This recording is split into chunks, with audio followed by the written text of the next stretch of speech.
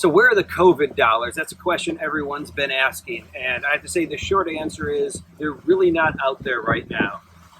We saw, I think early on in this, the thermal fever camera applications got a lot of press, and no doubt the manufacturers of those have sold millions of dollars of units.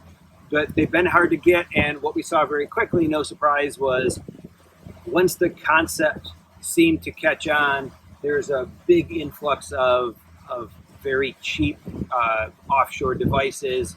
So fighting for market share with a lot of the more established brands, it was a probably one of the fastest race to the bottom scenarios that we had seen.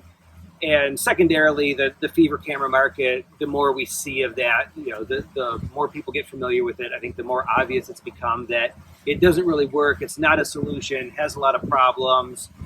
So we're already seeing people kind of back off from that. Or it was a lot of the purchases were the result of some federal grants, federal funding, things that may be running out or not as widely available as they were a little while ago.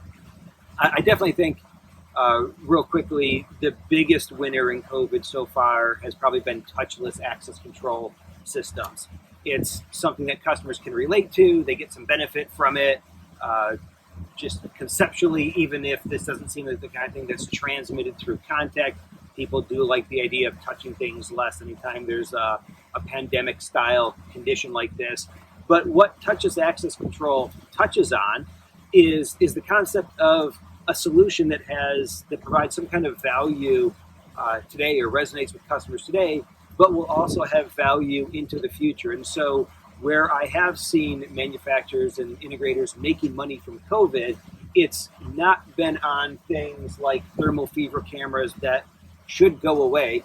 Either we get past this and there's not a need for those devices, or this is the new reality and like the whole world shifts and we're not going to be doing temperature screening anywhere. So, but where we have seen some things that resonate with the market is applications around products that can add some kind of value today, but also going forward. And video analytics has actually been one of those scenarios where you're seeing face mask or face covering detection, occupational sensing.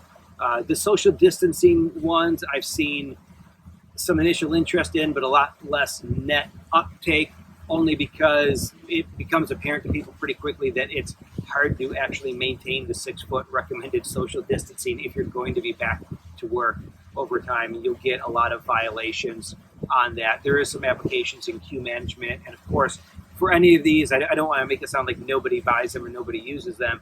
There are certainly applications for just about all the products out there today. But in terms of the ones where there's money being made, there's good customer interest, there's a solid value proposition, the kind of thing that a more ethical manufacturer or ethical integrator wants to sell into their channel and wants to stand behind, the face mask and face covering detection, some of the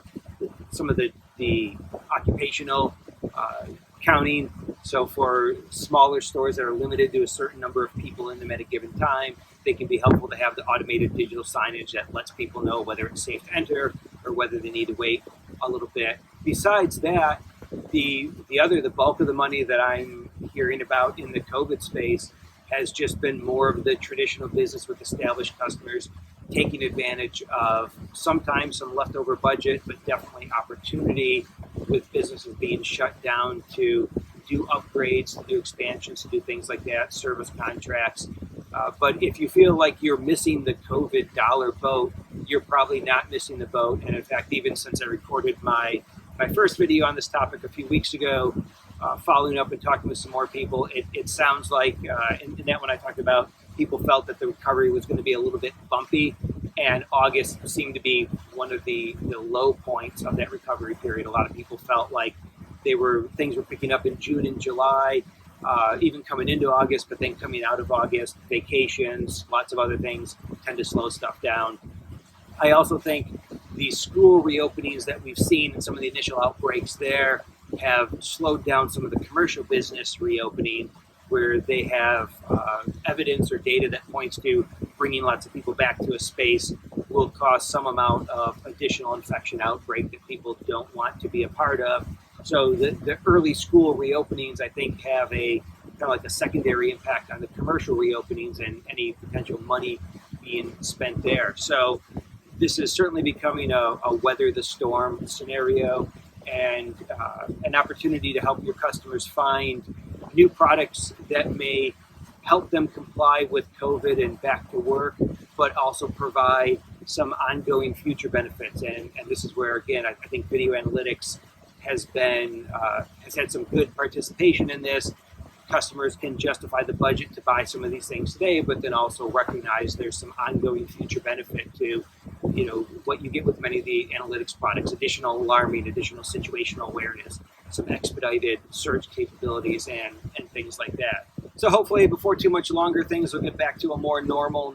We'll see things start to pick up. I do think that while that's not right around the corner, it is on the horizon. We are seeing signs of selective reopenings, particularly warehouses, locations that have a lower density or better ability for employees to spread out across the facility.